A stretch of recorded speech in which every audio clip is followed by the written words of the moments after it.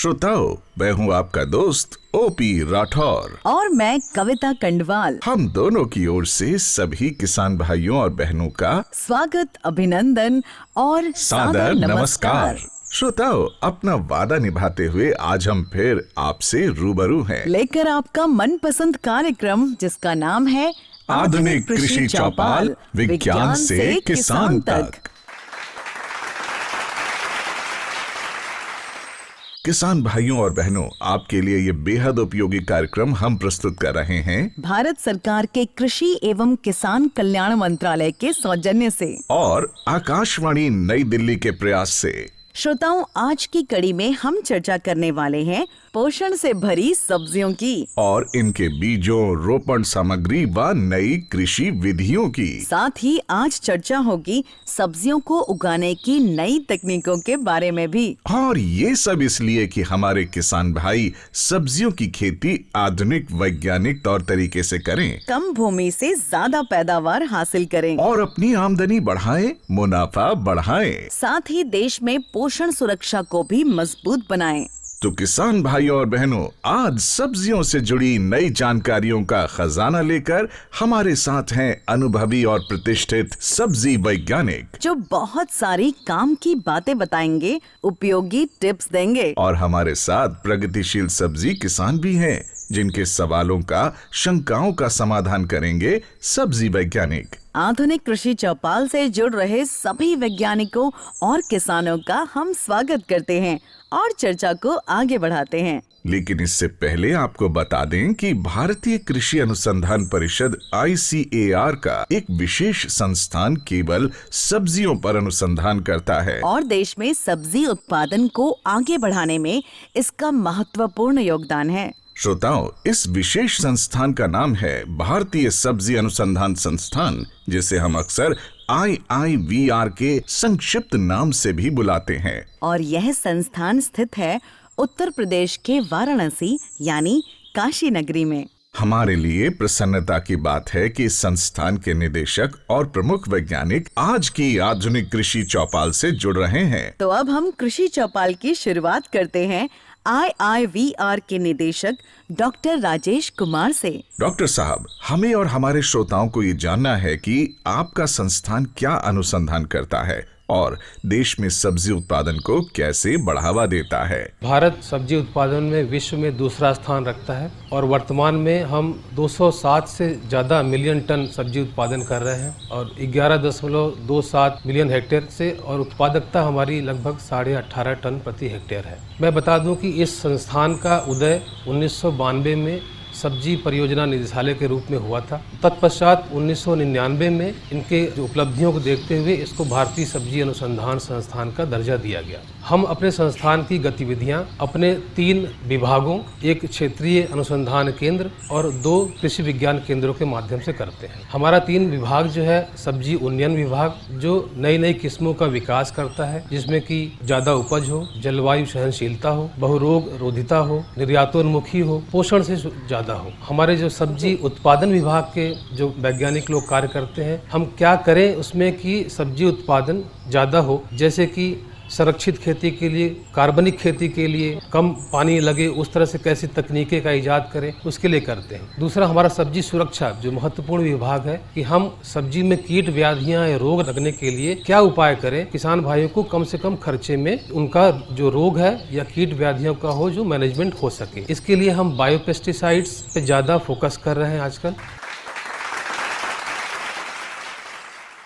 अब हमारे लिए, किसान भाइयों के लिए यह जानना भी जरूरी हो जाता है कि सब्जी संस्थान ने किन सब्जियों की कौन सी किस्में तैयार की हैं। हाँ, ताकि हमारे प्यारे किसान भाई इन्हें अपनाकर पैदावार बढ़ा सकें। और यह उपयोगी जानकारी दे रहे हैं संस्थान के सब्जी उन्नयन विभाग के प्रमुख डॉक्टर नागेंद्र राय जी।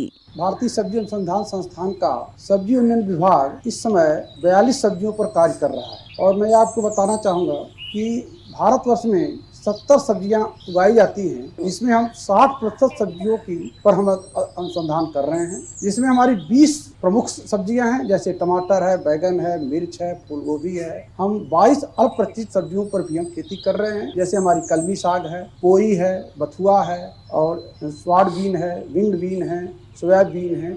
इन सबसे अल्प प्रतिष्ठित सब्जियों पर भी कार्य कर रहे हैं। ये जानकर आपको खुशी होगी कि भारतीय सब्जी अनुसंधान के 34 साल हम पूरा कर चुके हैं और 34 साल के इस विभाग ने 134 प्रजातियों संकर किस्मों का विकास किया है और हमारी लगभग 40% प्रजातियां ऐसा हैं जो हमारे किसानों तक पहुंच चुकी हैं और जिसमें से कुछ प्रजातियां ऐसी प्रचलित हो चुकी हैं, जैसे हमारा टमाटर का काशी अमन है, बैगन का हमारा शंकर काशी संदेश है, मिर्च का हमारी जो है काशी कोमल है, काशी अनमोल है, काशी रत्ना है और इसी तरह से लोबिया में हमारी काशी कंचन है, काशी निधि है और भिंडी में हमारी काशी सैसूर है, काशी पराक्रम है। नेनुआ में आप में देखें तो काशी श्रेया है और काशी ज्योति है। अब हमारे साथ जुड़ रहे हैं सब्जी अनुसंधान संस्थान के बायोटेक्नोलॉजी विभाग के प्रधान वैज्ञानिक डॉक्टर डीपी सिंह। डॉक्टर साहब, क्या बायोटेक्नोलॉजी के दखल से सब्जी की किस्मों को रोगों और कीड़ों या जलवायु परिवर्तन के उतार चढ़ाव के प्रतिरोधी या सहनशील बनाया जा सकता है? डॉक्टर डीपी सिंह जी, जलवायु परिवर्तन को ध्यान में रखकर सब्जी की कौन सी किस्में विकसित की गई हैं जिन्हें हमारे किसान अपना सकते हैं? बायोटेक्नोलॉजी एक ऐसा क्षेत्र है जो आजकल काफी तेजी से आगे बढ़ा है। जलवायु परिवर्तन के इस दौर में बहुत सारी समस्याएं हैं और रोग जो है वो पहले से ज्यादा आक्रामक होकर सामने आ रहे हैं, तो इसलिए जो है वो उन रोगों के प्रकोप को कम करने के लिए ऐसी रोग रोधी प्रजातियों को विकसित करने की आवश्यकता है जिनके माध्यम से कि किसानों को लागत भी कम लगे, रासायनिक जो दवाइयां डालते हैं वो दवाइयों का खर्चा उनका कम हो, दवाइयों से जो पर्यावरणीय जो प्रदूषण हो रहा है वो भी बचे और उसके साथ साथ में जो है वो किसानों को उसका अधिक लाभ मिले। तो ऐसी प्रजातियां हम खास तौर से टमाटर में, मिर्च में, भिंडी में इस तरीके की प्रजातियां हम जो है वो वायरस फ्री जो पौधे हैं उनके लिए और इसके अतिरिक्त बैक्टीरिया से जो रोग हैं या फफूंद से जो रोग लग रहे हैं उनके निवारण के लिए हम तैयार कर रहे हैं। आमतौर पर तापमान में एकाएक या तो वृद्धि हो जा रही है या तापमान जो है वो कम हो जा रहा है, तो उससे बचने के लिए जो तापरोधी फसलें हैं, ऐसी फसलें जैसे टमाटर की तापरोधी फसलें, काशी तपस की एक वैरायटी है, यहाँ पे काशी अद्भुत की वैरायटी है, ऐसी फसलें जो है वो हम विकसित कर रहे हैं। इसके साथ साथ में जो पोषण सुरक्षा की बात आपने कही है, पोषण सुरक्षा में एक बड़ी चीज आती है सामने निकल के कि जो बायोफोर्टिफाइड यानी कि जो जैव फोर्टिफाइड तरीकों से कुछ मिनरल्स हैं ऐसे जिनसे कि मानव शरीर में रोग प्रतिरोधक क्षमता बढ़ती है, तो हम वैसी फसलों के विकास में भी लगे हुए हैं। जैसे गाजर है, गाजर में बीटा कैरोटीन एक कैरोटीन है जो एंटीऑक्सीडेंट का काम करता है और हम ऐसी प्रजातियों को विकसित करने में लगे हुए हैं। साथ साथ में जैसे लाइकोपिन है, एंटीऑक्सीडेंट की तरह काम करता है और टमाटर में प्रचुर मात्रा में पाया जाता है, तो हम लाइकोपिन रिच जो है वो तमाम सारी प्रजातियां हम विकसित करने के प्रयास में लगे हुए हैं। विभाग इसमें लगातार काम कर रहा है। डॉक्टर डीपी सिंह जी, हमारे किसान संजय कुमार जी कुछ खास जानना चाहते हैं। सब्जियों की खेती में सर कौन कौन से प्रमुख सूक्ष्म जीव काम में आते हैं और उसका इस्तेमाल कैसे होता है? किसानों को आजकल जैसा कि आप देख रहे होंगे सब्जियों की खेती में सबसे ज्यादा रासायनिक उर्वरक भी और ज्यादा से ज्यादा जो है वो पेस्टिसाइड्स भी, रासायनिक पेस्टिसाइड्स खास तौर से उसका उपयोग कर रहे हैं किसान हमारे। उसके चलते तमाम तरीके की समस्याएं हैं जिनमें कि स्वास्थ्य की समस्याएं भी हैं, पर्यावरण की समस्याएं भी हैं और जो हमारी मिट्टी है उसके और हमारे पौधों के स्वस्थ रहने की भी समस्याएं हैं। जो ये सूक्ष्म जीवों की बात इन्होंने की है, सूक्ष्म जीव वास्तव में एक आज के समय में एक टेक्नोलॉजिकल रूप से माइक्रोबियल टेक्नोलॉजी यानी कि जो सूक्ष्म जीवों की टेक्नोलॉजी है, बायोटेक्नोलॉजी है, उसमें एक बहुत तेजी से उभर कर आने वाला नाम है। इसके माध्यम से हम तमाम सारे ऐसे बायो फर्टिलाइजर्स यानी जैव उर्वरक बना रहे हैं जिनको कि किसानों तक पहुंचाया भी जा रहा है और वो किसानों तक पहुंच भी रहे हैं। तो जैसे मान लीजिए कि आज के समय में आपके पास जैसे नाइट्रोजन देना है आपको, आप उसके लिए यूरिया का इस्तेमाल कर रहे हैं, डीएपी का इस्तेमाल कर रहे हैं, ऐसे तो उसके बदले में तमाम सारे जैव उर्वरक हैं, तमाम सारे जीव ऐसे हैं जो कि पौधों को ये सब सारी चीजें उपलब्ध करा रहे हैं। अगर किसान उस पर काम करें, उसको अपनाने का काम करें तो ये बहुत अच्छी तरीके से किसानों के खेतों में बहुत स्वस्थ तरीके से काम करेगा। किसान भाइयों और बहनों, अब हम जलवायु परिवर्तन से निपटने की बात को थोड़ा और आगे बढ़ाते हैं और जानते हैं कि इनके लिए उत्पादन तकनीकों में क्या बदलाव करने चाहिए। हाँ, और ये महत्वपूर्ण जानकारी हमें दे रहे हैं IIVR के सब्जी उन्नयन विभाग के डॉक्टर अनंत कुमार। जैसे किसान, अब जलवायु परिवर्तन हो रहा, तापमान बढ़ रहा और तरह की परेशानियां आ रही, तो सबसे पहले आपको देखना होगा कि सही चीज का, सही किस्मों का चुनाव करें, क्योंकि कुछ किस्में ऐसी आ गई कि जिनको जो है आप परिवर्तन के हिसाब से ले सकते हैं कि गर्मी में भी टमाटर ले लें, उस तरह का आप कर सकते हैं। दूसरे, हम लोगों ने एक तकनीक निकाली है जिसको फरो इरिगेटेड रेड बेड कहते हैं, जिसमें आप सब्जियां चौड़े बेड पे लगाते हैं और बेड के दोनों तरफ आप सब्जियां लगाते हैं और पानी सिर्फ कुंड में देते हैं। तो इस तरह भी देखा गया, क्योंकि पानी की कमी भी आगे और ज़्यादा आने वाली है, सिंचाई के लिए पानी कम मिलेगा, तो आप चौड़ी बेड है उस पर सब्जियां उगाएं और पानी कुंड से दें। तो इस तरह देखा गया कि 36% पानी अकेले इससे बच जाता है। उसके साथ अगर आप मल्च का प्रयोग कर लेते हैं तो और ज़्यादा आपको उपज में बढ़ोतरी होती है और पानी लगभग 50-55% तक पानी बच जाता है। तीसरे, हम लोग ग्राफ्टिंग तकनीक से इस समस्या से निजात पाने के लिए कोशिश किए। सबसे पहली शुरुआत हम लोगों ने किया कि जब टमाटर, क्योंकि आपका 24 घंटे भी पानी नहीं झेल पाता है, तो उसमें हम लोगों ने क्या किया कि बैगन की जड़ पर टमाटर लगाया और ये देखा गया कि 4 दिन तक भी अगर पानी लगा है तो उस पर कोई प्रभाव नहीं पड़ता है। उसी तरह अगर बैगन की जड़ पर हम टमाटर लगाते हैं, आप 50 दिन तक भी सिंचाई नहीं करते हैं, तब भी उसके उत्पादन पर फर्क नहीं पड़ता। अभी रिसेंट में हम लोगों ने पोमैटो और ब्रिमैटो तकनीक निकाली। ये भी जलवायु परिवर्तन के लिए काफी अच्छा है, क्योंकि जो पोमैटो करते हैं उसमें नीचे हम आलू लेते हैं, ऊपर टमाटर लेते हैं। आप आलू देखते होंगे जनवरी के महीने में झुलसा रोग आता है, पूरा खत्म हो जाता है, लेकिन आलू के ऊपर अगर आपने टमाटर लिया है तो इसका प्रभाव बहुत कम होता है। उसी तरह एक ब्रिमैटो हम लोगों ने लिया है कि जिसमें बैगन टमाटर दोनों एक ही पौधे पर, और इसके लिए बैगन की अर्ध जंगली प्रजाति है उसको लिए हैं। ये जो मूल वृंत हम लोगों ने लिया है ये सूखा भी झेल सकता है, जल भराव भी 4 दिन का है तो वो भी झेल सकता है।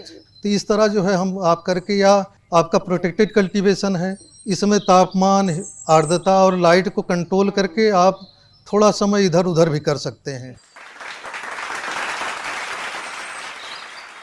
आजकल जैविक यानी ऑर्गेनिक सब्जियों की बात भी हो रही है। इनकी मांग है और बाजार में इनकी कीमत भी अच्छी मिलती है। तो सब्जियों का जैविक उत्पादन कैसे किया जा सकता है?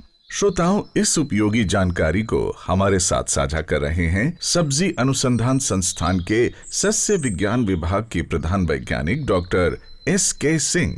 जैविक खेती जब हम करते हैं तो सबसे पहला सिद्धांत है, ऐसी फसल को चुनाव करना चाहिए जो आपके जलवायु और वातावरण के अनुकूल हो तथा उसमें कीड़े और रोग व्याधि का प्रकोप कम पड़ता हो। इसके अलावा आपको जब खेती करनी है, अनुकूलतम समय पर खेती करनी चाहिए। पिछेता या अगेती खेती करने में सब्जियों की बढ़वार प्रभावित होती है और साथ ही साथ उनमें कीड़े और बीमारियों के प्रकोप भी ज़्यादा होते हैं। जब हम अच्छा एक फसल चक्र बनाते हैं तो वो हम मिट्टी की उर्वरता और रोग व्याधि के प्रकोप को भी कम कर सकते हैं। सभी सब्जियां और सभी कंडीशंस में ऑर्गेनिक फार्मिंग या जैविक खेती को नहीं किया जा सकता है। ऐसा रिसर्च में पाया गया है कि जैविक खेती के लिए बहुत सारी सब्जियां बहुत ही अनुकूल हैं और काफ़ी अच्छा रिस्पांस देती हैं। जैसे कि रबी के मौसम में अगर हम बात करें तो ब्रोकली हो गई, फूल गोभी हो गई, पत्ता गोभी हो गई, पेड़ वाली सब्जियों में मूली हो गई, गाजर हो गया, पत्ती वाली सब्जियों में पालक हो गया, मेथी हो गया, ये काफ़ी अच्छा परफॉर्मेंस देते हैं। इसी तरह खरीफ के मौसम में भिंडी हो गई, लौकी हो गई, लोबिया हो गई, और साग वाली में चौलाई की साग भी अच्छी उत्पादन देती है। साथ ही हमको एक ध्यान रखना है, पूर्वी उत्तर प्रदेश के गंगा के मैदानी क्षेत्र में फसल चक्रों को हम अपनाते हैं तो उसमें भिंडी, मटर, लोबिया, और अगर इनका पोषक तत्व प्रबंधन करना हो हमें तो पोषक तत्व के रूप में हमें जितने भी ऑर्गेनिक इनपुट्स हैं उनको एकीकृत करके देना चाहिए। जैसे कि हम बताएं कि अगर भिंडी की खरीफ में आप फसल ले रहे हैं जैविक खेती में तो आपको 10 से 15 टन गोबर की खाद, 3 से 4 टन वर्मी कंपोस्ट और 1 टन नीम की खली का प्रयोग प्रति हेक्टेयर के रूप में करें। साथ ही हमारे संस्थान द्वारा विकसित ट्राइकोडर्मा, एक्टिनोगार्ड और CRB7 को आप इस्तेमाल करें। लगभग 100 से 125 कुंटल प्रति हेक्टेयर की उत्पादन क्षमता प्राप्त कर सकते हैं। सब्जियों के जैविक उत्पादन की बात चल रही है तो हम यह भी जानना चाहेंगे कि इसमें IPM की क्या भूमिका है, यह कैसे लाभकारी है। बता रहे हैं संस्थान के फसल सुरक्षा विभाग के प्रधान वैज्ञानिक doctor KK Pandey ji. IPM यानी कि एकीकृत नाशी जीव प्रबंधन कहते हैं। इस तकनीक में कई विधाओं को समावेश किया जाता है, जैसे कि भौतिक है, रासायनिक है, जैविक है, या अवरोधी किस्मों का है, या सस्यावर्तन की बात है।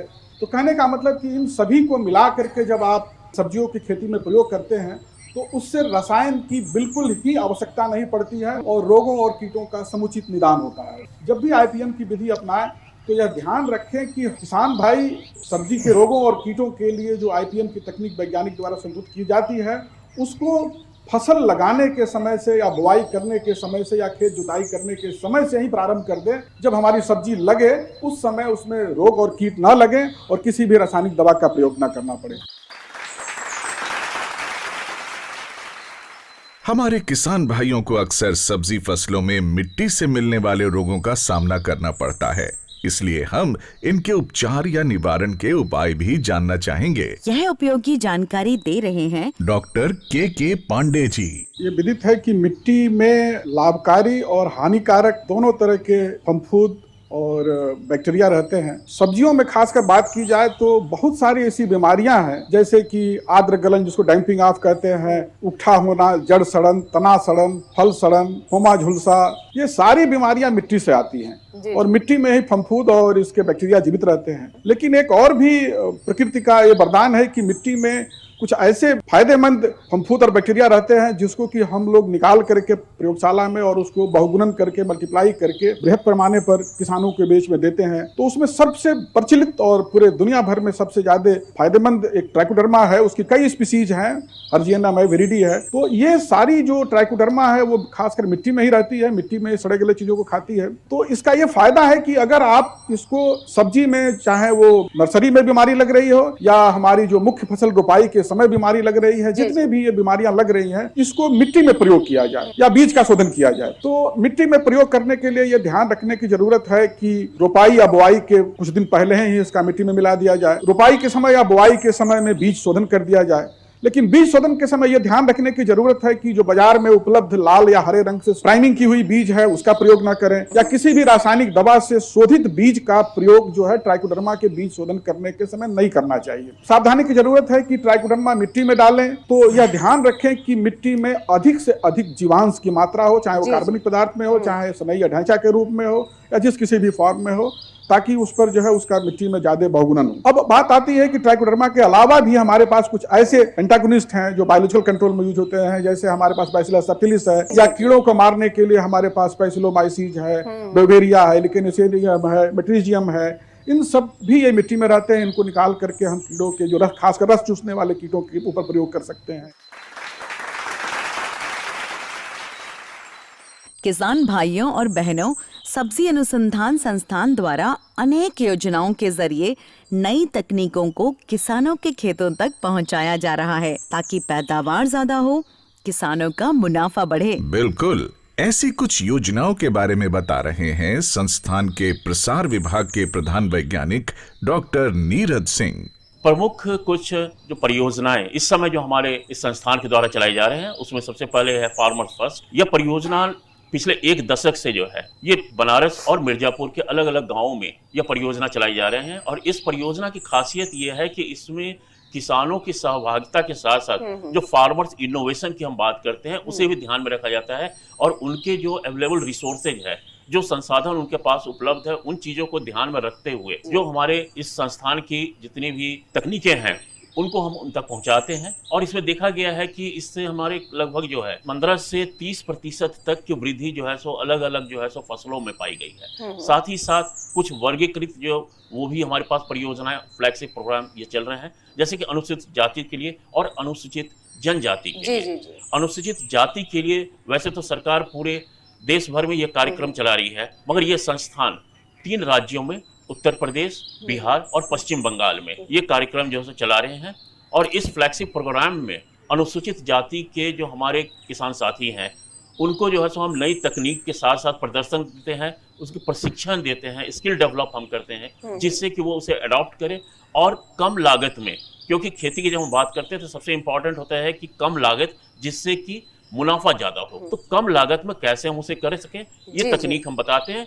साथ ही साथ जो अनुसूचित जनजाति के जो ट्राइबल्स हमारे साथी हैं उसके लिए उत्तर प्रदेश और झारखंड, ये 2 राज्यों में जो है सो हमारे ये फ्लैगशिप प्रोग्राम चल रहे हैं। और इसमें लगभग 40 गाँव में अब तक हम जो है सो अलग अलग जो है सो क्षेत्रों में जो है सो ये कार्य हम कर रहे हैं प्रशिक्षण और स्किल डेवलपमेंट कर रहे हैं, साथ ही साथ जो हम प्रदर्शन कर रहे हैं, डेमोन्स्ट्रेशन अलग अलग टेक्नोलॉजी के दे रहे हैं और इससे किसानों को काफी लाभ हुआ है। और अब हम आधुनिक कृषि चौपाल की चर्चा को ले चलते हैं देश के सुंदर पूर्वोत्तर राज्यों की ओर। हाँ, और यहाँ सब्जी उत्पादन को बढ़ाने की बहुत संभावनाएं हैं, क्योंकि यहाँ प्राकृतिक खेती और जैविक खेती का बोलबाला है। IIVR द्वारा यहाँ सब्जी की खेती को बढ़ावा देने के लिए क्या कुछ किया जा रहा है, बता रहे हैं संस्थान के सब्जी उन्नयन विभाग के प्रधान वैज्ञानिक डॉक्टर राकेश कुमार दुबे। उन सभी राज्यों में अगर हम सिक्किम को देखें तो बाय डिफॉल्ट एक तरीके से ऑफिशियली वो ऑर्गेनिक स्टेट के रूप में डिक्लेयर भी है। साथ ही साथ अगर हम नेशनल एवरेज से देखेंगे फर्टिलाइजर और पेस्टिसाइड एप्लीकेशन का, तो उन राज्यों में निश्चित तौर पर बहुत ही कम मात्रा में पेस्टिसाइड वगैरह का प्रयोग होता है। लेकिन एक सबसे बड़ी जो वहाँ के राज्यों में जो हम लोगों का, चूंकि मुझे खुद पूर्वोत्तर में सर्विस करने का अवसर मिला, तो मैंने उस अवसर में देखा कि वहाँ पर अगर किसी चीज़ की जो नेचुरल कांस्टेंट हैं वो तो है ही हैं, उसके अलावा जो सबसे बड़ी जो कमी है गुणवत्ता युक्त बीजों की कमी। तो उन गुणवत्ता युक्त सब्जी बीजों की जो अनुपलब्धता होती है उसके कारण शायद कहीं हमारा जो नेशनल एवरेज जो प्रोडक्टिविटी है, कहीं जो हम 18.5 टन प्रति हेक्टेयर की दर पर हैं, वहाँ पर हमारे उन राज्यों में, पूर्वोत्तर के राज्यों में कहीं 5 से 6 मैक्सिमम 8 टन प्रति हेक्टेयर की उपज होती है। तो वजह ये है कि जो उनका अपना बीज पैदा होता है उसी को बार बार यूज करते हैं। तो उस दिशा में भारतीय सब्जी अनुसंधान ने बहुत अच्छा पहल किया है। पिछले लगभग 5-6 सालों से हम लोग लगातार उनको ट्रेनिंग दे रहे हैं, फ्रंट लाइन डिमॉन्स्ट्रेशन, और एक तरीके से हम जो वहाँ की ऑर्गेनाइजेशन हैं, जैसे सेंट्रल एग्रीकल्चर यूनिवर्सिटी है, ICR के विभिन्न सेंटर्स हैं, आत्मा के सेंटर हैं, KVK हैं, FPOs हैं, इनके माध्यम से हम उनको अलाइन करके, और अच्छी बात यह है कि लोकल उनकी भाषा में हम अपनी चीज़ों को, साइंटिफिक भाषा को वहाँ पर पहुँचा रहे हैं। हम उत्पादन और उत्पादकता की बात तो बहुत करते हैं, लेकिन कड़वी सच्चाई ये भी है कि फसल की तुड़ाई के बाद बाजार पहुंचने से पहले सब्जियों की एक बड़ी मात्रा खराब हो जाती है। हाँ, तो इस वेस्टेज को रोकने के क्या उपाय हैं? सब्जी अनुसंधान संस्थान द्वारा इसके लिए क्या प्रयास किए जा रहे हैं? इस सवाल का जवाब हमें मिलेगा संस्थान के कटाई उपरांत प्रबंधन विभाग की वरिष्ठ वैज्ञानिक डॉक्टर स्वाति शर्मा जी से। आज देश ही नहीं विदेश में भी, विश्व भर में तुड़ाई उपरांत जो क्षति है, खासकर फल और सब्जियों में, ये एक महत्वपूर्ण चिंता का विषय लगातार बनी हुई है। यूनाइटेड नेशन सस्टेनेबल डेवलपमेंटल गोल भी है कि 2030 वर्ष तक जो तुड़ाई उपरांत जो क्षति हो रही है इसको कम से कम आधा कम किया जाए, मतलब 50% कम से कम हम लोग कम कर पाए। इसका एक कारण ये भी है कि सब्जियां और फल हैं क्या, वो क्या फल जब हम लोग तोड़ लेते हैं, वृक्ष से अलग हो जाता है, पौधे से अलग हो जाता है, तभी वो जीवित होती हैं। और वो नाशवान ज़्यादा अधिक इसीलिए होती हैं क्योंकि वो नमी बहुत तेज़ी से खो रही होती है, उनकी बनावट जो है मुलायम होती है और रोग से उनकी लड़ने की क्षमता भी कम हो जाती है। और क्योंकि उनकी बनावट धीरे धीरे कम ठोस होती जाती है तो वो रोगों के प्रति ज़्यादा सहनशील हो जाती हैं। इस कारण से उनमें रोग भी जल्दी लगते हैं। साथ ही जब हम लोग ट्रांसपोर्टेशन के दौरान, परिवहन के दौरान, उसमें जो दबाव से इंजरी है, जिसको कंप्रेशन इंजरी बोलते हैं, या इम्पैक्ट से जो इंजरी है, वो सब भी बढ़ जाता है। तो इन कारणों से देश भर में, और विभिन्न आंकड़े जो विश्व भर के भी हैं, 5 से 25% तक, 30% तक भी विभिन्न फल सब्जियों में नुकसान देखा गया है। डॉक्टर राकेश कुमार दुबे जी, आजकल अल्प दोहित सब्जियों की भी काफी चर्चा है। ये क्या है और सब्जी संस्थान क्या इस दिशा में भी कार्य कर रहा है? अल्प दोहित सब्जियां बेसिकली अगर हम उनकी समझना चाहें तो वो सब्जियां हैं जिनके अंदर पोषक तत्व तो है और क्लाइमेट रेजिलियंस सब कुछ है, लेकिन एक उनको व्यावसायिक स्तर नहीं मिला, जिसको हम कमर्शियल प्लेटफॉर्म तक वो नहीं पहुंच पाई हैं। तो आज की डेट में हमें एक मोनोक्रॉपिंग, जो मोनोकल्चर है, कि अगर हम कुछ विशेष सब्जी पर या विशेष फसलों पर, खास करके मैं उदाहरण पुनः देना चाहूँगा कि जैसे मेघालय राज्य, वहाँ पर हमारा राइस, तो जहाँ पर हम एक ही फसल का क्रमबद्ध से चलते हैं, तो ऐसे इलाकों में एक खतरा बना रहता है कि अगर कभी कोई ऐसी बीमारी आती है, कभी ऐसी कोई प्रकोप कीड़े का होता है, तो पूरी फसल चौपट हो जाएगी। तो ऐसी दशा में हमारे पास विकल्प क्या होगा? तो मुझे निश्चित तौर पर ये मानना चाहिए, यकीनन ये होना चाहिए कि फसल में विविधीकरण लाना जरूरी है। तो अगर वो मुख्य फसलों को हम जोड़ते हैं, साथ साथ अगर हम अल्प दोहित सब्जियां जिनका कि आज व्यवसायिक स्तर नहीं है, तो किसान भाई उनको अपनी मुख्य फसल के साथ साथ इन फसलों को भी खेती के लिए उगाना चाहिए। और सबसे अच्छी बात है कि इन फसलों में जलवायु के प्रति सहिष्णुता, अनुकूलता बहुत अधिक है। डॉक्टर स्वाति शर्मा जी, मेरे मन में एक शंका है। हमारे देश में बड़ी संख्या में छोटे और सीमांत किसान हैं। इनमें सब्जियों के प्रसंस्करण के लिए कोई प्लांट या मशीन लगाने की क्षमता नहीं है। डॉक्टर स्वाति जी, तो ये सब्जियों का प्रसंस्करण करके अपनी आमदनी कैसे बढ़ाई जाए? प्रसंस्करण के लिए निश्चित ही हमें बहुत सारे इंस्ट्रूमेंट्स की जरूरत पड़ती है, पर अगर हमारा टर्नओवर ज़्यादा हो, मतलब प्रतिदिन हम लोग अगर ज़्यादा प्रसंस्करण करना चाहें तो हमें ज़रूरत पड़ेगी। पर अगर हम लोग लघु स्तर या घरेलू स्तर पर कुछ बनाना चाहें तो ऐसे बहुत सारे कई तरह के प्रसंस्कृत उत्पाद हैं जो आप घर पे बना सकते हैं। FPO के माध्यम से बहुत सारे किसान हैं जो जुड़कर एक साथ उसकी ब्रांडिंग कर सकते हैं। जैसे एग्जाम्पल के तौर पर आप ले लीजिए निर्जलीकृत सब्जियां। पहले भी घरों में सुखौते सब्जियों के बनाए जाते रहे थे, ये कोई नई चीज़ नहीं है, लेकिन निर्जलीकरण प्रसंस्करण की दृष्टि से बहुत छोटी छोटी सी चीज़ें हैं। आप लोग बड़े आराम से घर में आसानी से करके छत पर भी कर सकते हैं। जैसे सौर ऊर्जा से जब हम लोग करते हैं तो वो एक निश्चित समय में ही हो पाता है, पर अगर हम लोग एक छोटा सा उपकरण कैबिनेट ड्रायर ले लें तो हम लोग बड़ी ही आसानी से उसको चलाना भी बड़ा आसान है और लो कॉस्ट, कम दाम पर बन सकने वाली, कम से कम 6 महीने तक आसानी से भंडारित होने वाली निर्जलीकृत उत्पाद बना सकते हैं। इसके साथ ही सरकार की एक बहुत अच्छी योजना भी चल रही है, प्रधानमंत्री सूक्ष्म खाद्य प्रसंस्करण योजना। इस योजना के अंतर्गत जो भी किसान भाई हैं वो जब छोटे स्तर पे कोई उद्योग लगाते हैं तो उसमें उन्हें अधिकतम 35% तक सब्सिडी और या फिर 10 लाख रुपए की सहायता सरकार देती है। तो उद्योग आप लगा भी सकते हैं और खुद से कर भी सकते हैं। अब हम आज की आधुनिक कृषि चौपाल को समापन की ओर ले जा रहे हैं, लेकिन इससे पहले डॉक्टर नीरज सिंह जी, हम आपसे ये जानना चाहते हैं कि IIVR द्वारा विकसित सब्जी की किस्मों, आधुनिक तकनीकों आदि का देश के सब्जी उत्पादन पर क्या प्रभाव पड़ा है? देश में सब्जी उत्पादन का परिदृश्य कितना बदला है? जब से संस्थान हमारी ये बनी है, अभी तक हमने जो है लगभग 16 फसलों में 47 अलग अलग किस्में जो उनकी विकसित की गई हमारे संस्थान के द्वारा, उसे 98 हमने जो है अभी टेक्नोलॉजीज जो है वो कमर्शलाइज कर चुके हैं, लाइसेंसिंग कर चुके हैं। हमारी जो है कुछ प्रमुख किस्में हैं, उसके हम इम्पैक्ट भी देखते रहते हैं कि क्या इम्पैक्ट, क्योंकि देश में जो हम अपनी टेक्नोलॉजी दे रहे हैं, फार्मर से उसको ले रहे हैं, तो उससे क्या आर्थिक लाभ हो रही है, वो एक महत्वपूर्ण विषय है। मैं बताना चाहूँगा यहाँ अपने साथियों को कि जैसे कुछ हमारी किस्में हैं, जैसे कि बात करते हैं टमाटर में काशी अमन है, या जो है लोबिया में काशी कंचन है। इस तरह 7-8 फसलों की अगर हम बात करें तो इसका एक अध्ययन में हम लोगों ने पाया है कि पिछले 1 दशक में जो है ये लगभग जो है 10.4 लाख हेक्टेयर एरिया में ये लगाए गए हैं, और इससे करीब जो है 395 करोड़ रुपए की जो है आर्थिक लाभ हुआ है।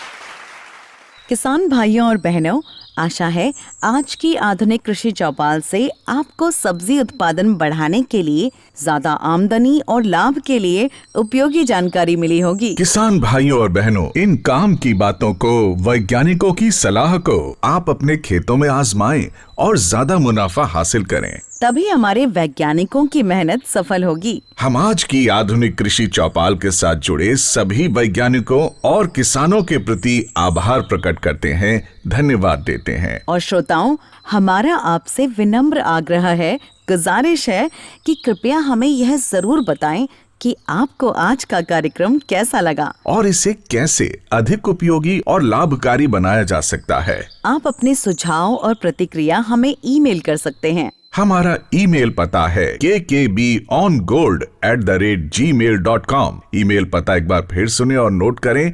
kkbongold@gmail.com। श्रोताओ, आपकी ईमेल्स की हमें प्रतीक्षा रहेगी। किसान भाइयों और बहनों, हम आपसे जल्द ही फिर रूबरू होंगे आधुनिक कृषि चौपाल की एक नई कड़ी के साथ, नए विषय और नई जानकारियों के साथ। तब तक के लिए हमें दीजिए विदा। नमस्कार। नमस्कार।